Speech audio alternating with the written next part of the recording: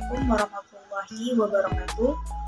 Perkenalkan, nama saya Dwi Nodela Febrianti, NIM 1211-1223-885 dari jurusan Pendidikan Bahasa Indonesia, Fakultas Tarbiyah dan Keguruan, Universitas Islam Negeri Sultan Syarif Qasim Riau.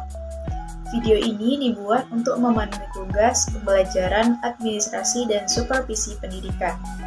Dosen pembimbing yaitu Bapak Ripi Hamdani, MPD. Judul tugas saya kali ini adalah mampu menjelaskan konsep dan gaya kepemimpinan pendidikan.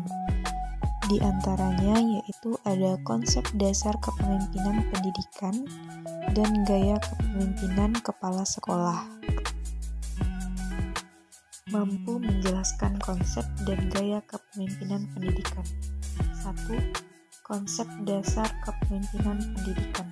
Pendidikan adalah proses pengembangan individu secara utuh yang mencakup aspek kognisi, afeksi, dan psikomotor, sehingga terbentuk pribadi yang berpengetahuan, berkarakter, dan terampil. Kepemimpinan menurut Terry Hoyt atau dalam Kartono tahun 2003 adalah kegiatan atau seni mempengaruhi orang lain agar mau bekerja sama yang didasarkan pada kemampuan orang tersebut untuk membimbing orang lain dalam mencapai tujuan-tujuan yang diinginkan kelompok.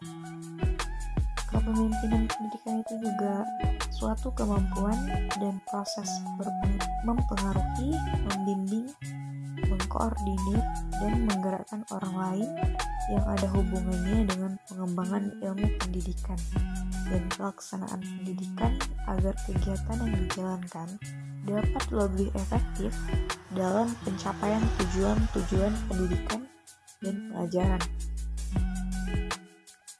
Adapun fungsi dan peran kepemimpinan. Yang pertama, memupuk dan memelihara kesediaan kerjasama di dalam kelompok. Yang kedua, memberi dorongan kepada setiap anggota untuk melahirkan peranan pikiran dan berguna dalam pemecahan masalah. Yang ketiga, koordinator perencanaan kegiatan. Yang keempat, pengambil keputusan. Yang kelima, tenaga ahli yang secara aktual berperan sebagai sumber informasi dan pengetahuan bagi kelompoknya.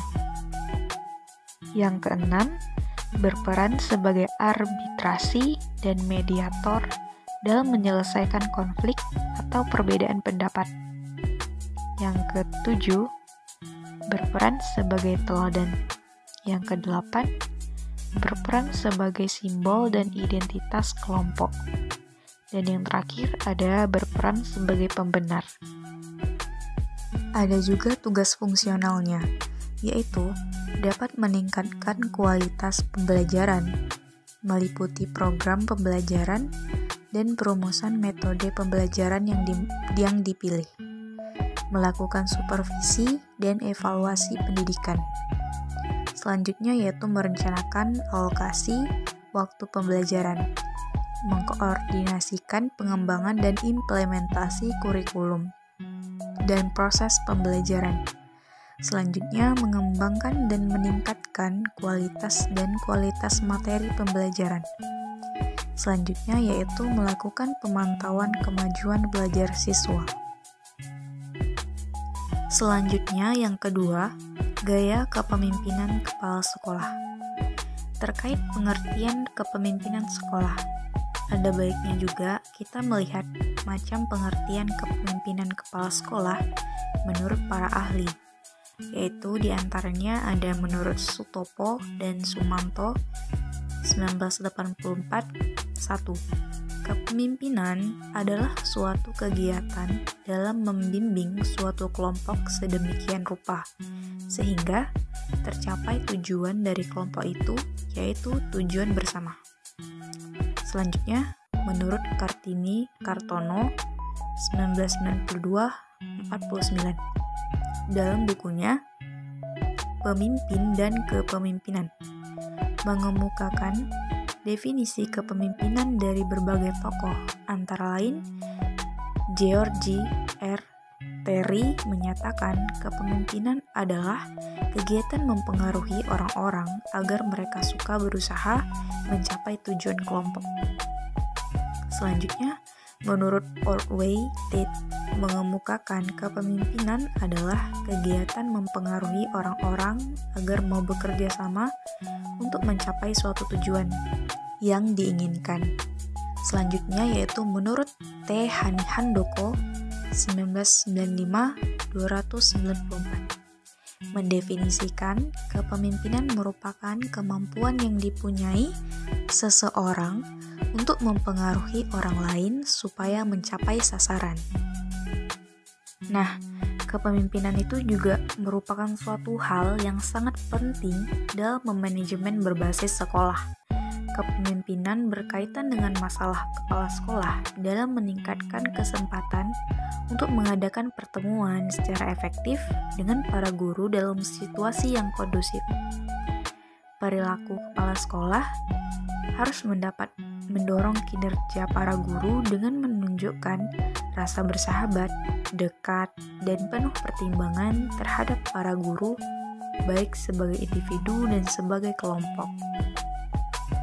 Dapat disimpulkan bahwa dalam tubuh sekolah, kepemimpinan hendaknya dikembangkan di antara semua guru, di semua tingkatan.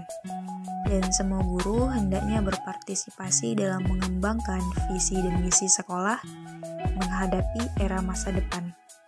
Semua anggota kelompok organisasi hendaknya rela menerima tanggung jawab baru, mengambil resiko, membina konsensus, dan saling mempercayai di antara kolega.